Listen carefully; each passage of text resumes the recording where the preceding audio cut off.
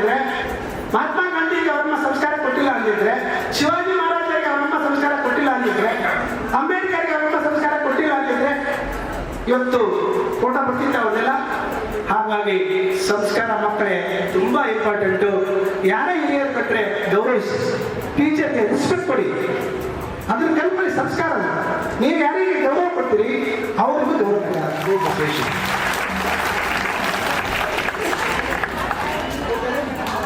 ಜೀವನದಲ್ಲಿ ಉತ್ತಮವಾದ ಒಂದು ಸಂಸ್ಕಾರವನ್ನು ಬೆಳೆಸೋದಕ್ಕೆ ರೆಕ್ಕೆಯನ್ನು ಕೊಡುತ್ತೆ. ಹಾಗಾಗಿ ಒಳ್ಳೆ ವಿದ್ಯೆಯ ಜೊತೆಗೆ ಸಂಸ್ಕಾರವಂತರಾಗಲಿ ಅಂತ ಹೇಳ್ತಾ, ಕಲ್ಲಿನಲ್ಲಿ ಕೆತ್ತಿದನು ಶಿಲ್ಪಿಯೊಬ್ಬ ಶಿವನ, ದೇಗುಲದಿ ಕೂಡಿದನು ವೈದಿಕನು ಅವನ, ದೇಗುಲದಿ ಕೂಡಿದನು ವೈದಿಕನು ಅವನ, ಕರುಣಾಳು ಶಿವನವನು ಕಲ್ಲಾದನೇಕೆ, ಮನದಲ್ಲಿ ಇರುವವಗೆ ಮನೆ ಬೇರೆ ಬೇರೆ.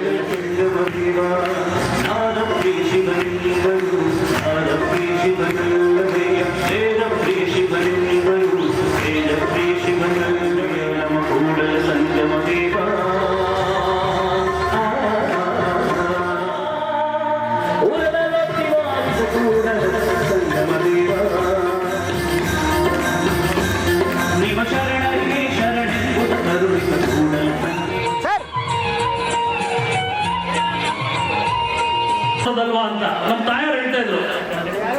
ನಿಮ್ಮಂತಹ ನೂರಾರು ಜನಕ್ಕೆ ಅನ್ನ ಹಾಕೋ ತಾಕತ್ತು ಇವರಿಗೆ ಇನ್ನ ಜೀವನದಲ್ಲಿ ಎದೊಳದೇ ಇಲ್ಲ ಅನ್ಕೊಂಡಿದ್ರು. ನಮ್ಮ ತಾಯಿಯವರು ಅವಾಗ ಒಂದು ಮಾತು ಹೇಳಿದ್ರು, ಇವನು ಜೀವನದಲ್ಲಿ ನಡೆದೇ